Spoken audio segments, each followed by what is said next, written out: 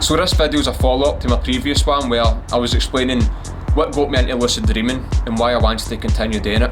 At the end of that video I was explaining that on my second attempt I became lucid.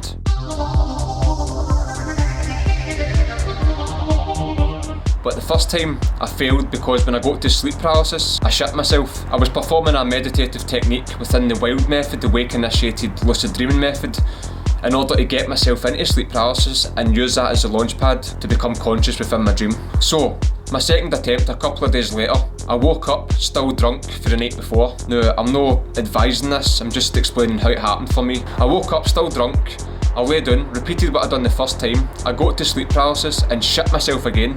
But this time, when I woke up out of it, I could feel myself slowly slipping back into it, which usually is a bad thing, but in this case it was giving me another chance. So within sleep paralysis, I could hear all the scary sensations run about me, but usually I shut my eyes and start meditating because it takes my mind off all that horrible stuff. I started eventually seeing the hypnagogic imagery appear, and it kind of pulled me into a certain direction. I just allowed it to pull me into that direction to the point where I felt myself flying really fast down this beautifully coloured psychedelic hypnagogic type tunnel where the scary sensations all of a sudden started to sound harmonious. It was like this beautiful song in the background, as if you imagine like angels singing or something like that. So as I'm flying down this tunnel, I can see a bright white light at the end getting bigger and bigger, indicating that I'm getting towards the end of the tunnel.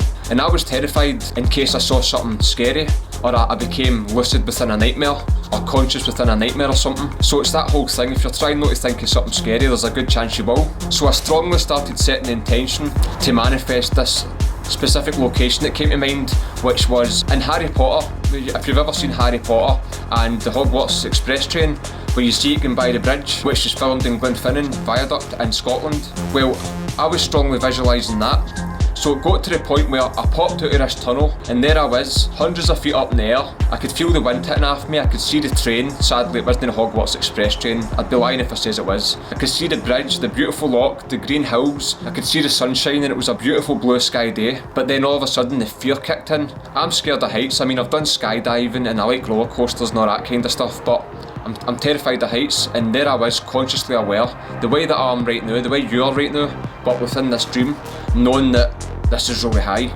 And that really interests me because it makes you realise that people can actually work on their fears and overcome certain situations within the dreaming state that they might not be very well at handling in the waking state. They could put themselves into maybe a crowded place with loads of people and start performing public speaking. I used to do that. Or they might have a fear of, I don't know, an arachnophobia, where they're terrified of spiders, but in the lucid dreaming state they can make a spider appear, know that it's a dream, but still have that experience of the spider being there. I don't know, I just started thinking about stuff like that at that particular moment. So anyway, I started gliding or flying down towards this train. I fly through the train window and I land inside the carriage. And it's interesting because when you see like a ghost, or say for example, for lack of better explanations, if Casper the ghost was to fly through a human, the human still reacts to it like, oh, as if he feels something. Well, if you imagine what that feeling is, that's what it felt like to kind of a morph or fly through the window. And also something else I want to point out here is whenever you're trying to do something in a lucid dream, the word trying usually indicates that you're not going to be very successful at it, because by trying to do something in a dream, you're essentially creating a mental boundary for yourself. You're technically putting wakened logic into the limitlessness state of dreaming. So I just knew that I was going to fly through that window. I was almost imagining myself in the carriage already, but then there's been dreams ever since that where I'm trying to do things, I'm trying to fly through a window.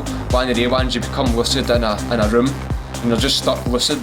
You're consciously aware you're dreaming, but you can't get out the room that you're in because you're trying to fly through the window instead of just knowing and believing that you will get through it. So I just thought I'd add that in. So all of a sudden, I'm in this carriage, everything's beautifully detailed. I couldn't believe it. I just couldn't believe how amazingly detailed your subconscious mind is. When I was looking up close at things, for example, if you look at your palm of your hand, you can see all the different patterns. Well, I was basically examining the carriage the same way. It's like if you imagine a virtual reality headset, but this is a virtual reality headset that's so much more powerful within your subconscious mind that no technology in the waking state will ever be able to comprehend. So I remember thinking about my girlfriend, and she appeared and she was acting that way where some dream characters, no, this doesn't always happen, but some dream characters can start acting a bit robotic, where they're just kind of a...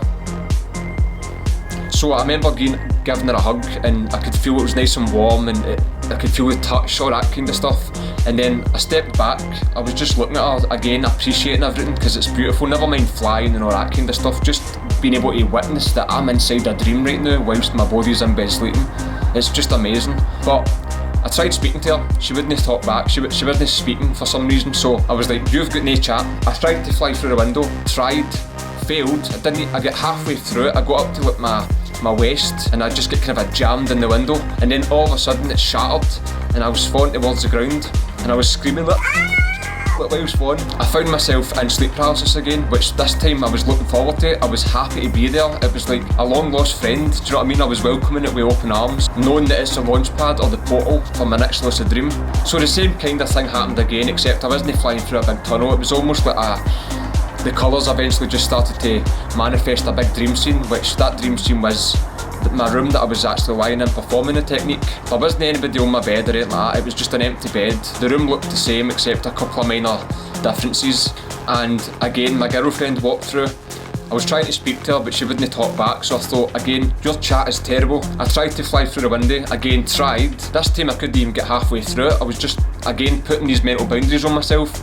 So I decided to wake myself up out of the lucid dream, and I found myself in sleep paralysis again. Again, I entered into another dream, which was the same location, it was my room, but this time I was trying to spawn something. I was trying to spawn a big bee or a big wasp. I've got a fear of bees and wasps. Like just the colour, the black and yellow and the bzzz, and the big sting and all that. But I was trying to basically make a bee appear in front of me. But whenever you see films where there's big gigantic spiders attacking the city, I've always thought how terrifying would it be if it was bees or wasps that were the size of humans or bigger.